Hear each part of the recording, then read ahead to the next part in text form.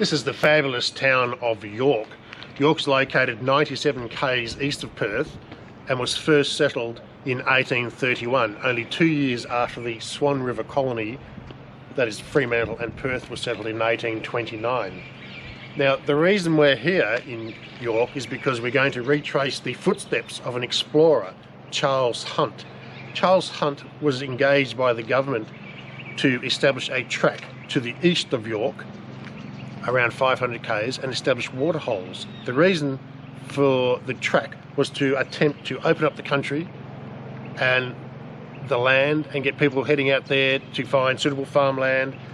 And down the track, when the gold was first found, that's how the gold prospectors travelled out to the goldfields, using Charles Hunt's track.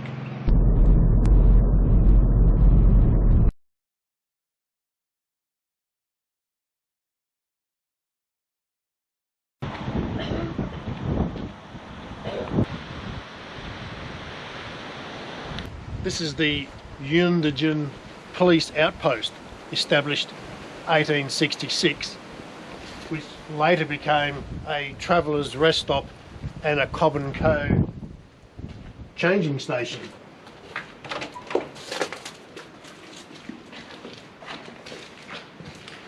Made out of clay and bush timbers, fireplace in each room, quite a substantial building.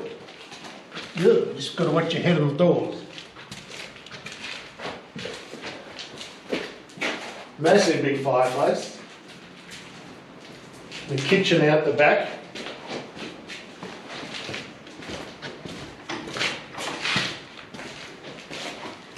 And the old stove, which might be a modern edition, I suspect.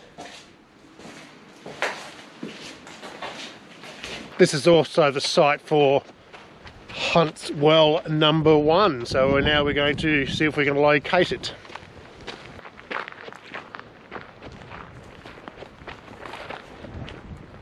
This is Youndegin Well, adjacent to the Goldfields Highway, next to the creek and about 100 metres from the Youndegin Police Outpost, established in 1866 by Hunt. This was his first well east of York.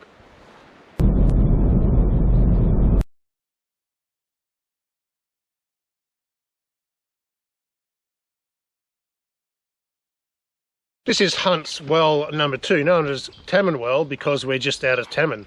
The well is adjacent to a large rock and just south of the Goldfields Road, about 25 k's from Youndegin, where Hunt's Well number 1 is located.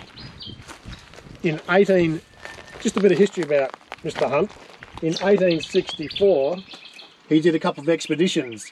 He did a 1-month trip and got as far as Mooranoppin, and then he did a 4-month trip and got out to the Hampton Plains, southeast of Kalgoorlie. In 1865, he did a trip and started sinking wells. He had 6 pensioner soldiers with him, 10 probationary prisoners and a native tracker. They spent 9 months out here clearing tracks and developing permanent supplies of water. They did it over a 500 k track. We left York and we're travelling along the Goldfields Road. Now, it's only just becoming obvious to me why it's the Goldfields Road, and that's because it's the track that Charles Hunt took back in 1860s and built his wells, because the Goldfields Road is the original track which follows the wells, and this bit of the Goldfields Road is gravel, and we're about to cross the Great Eastern Highway and run parallel to the Great Eastern Highway on the old Goldfields Road. We just passed the site of Hunt's Well number 3, which, according to my information, was nothing more than a soak in the paddock, and over the years it has been ploughed in, and according to the information, it is no longer there.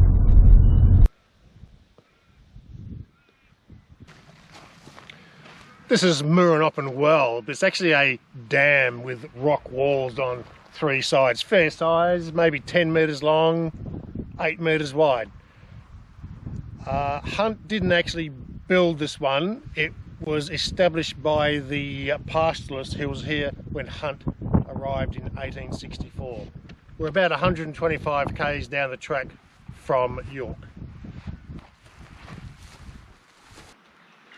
And closer to the old homestead, there's this government well. Originally there was a large windmill here, right adjacent to the Goldfields Road. An old shed at the base of Mooranoppin rock built in the 1890s sometime.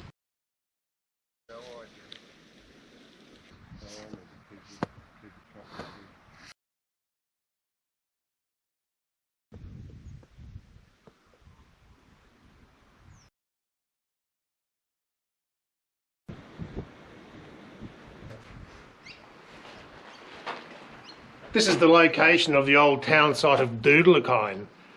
When the railway went through to the goldfields, northern through to Kalgoorlie, it was south of here, about 5 k's. Virtually killed the town, so they packed the town up and relocated it back down on the railway line. This is also the site of Hunt's well number 5, Doodlakine well, just over there. This is Doodlakine well, Hunt's well number 5.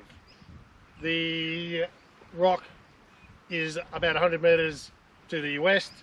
The current town site of Doodlakine is about 5 k's to the south, and old Doodlakine town site was a couple hundred metres away. The rock needs a bit of repair, but otherwise it's clearly one of Hunt's wells.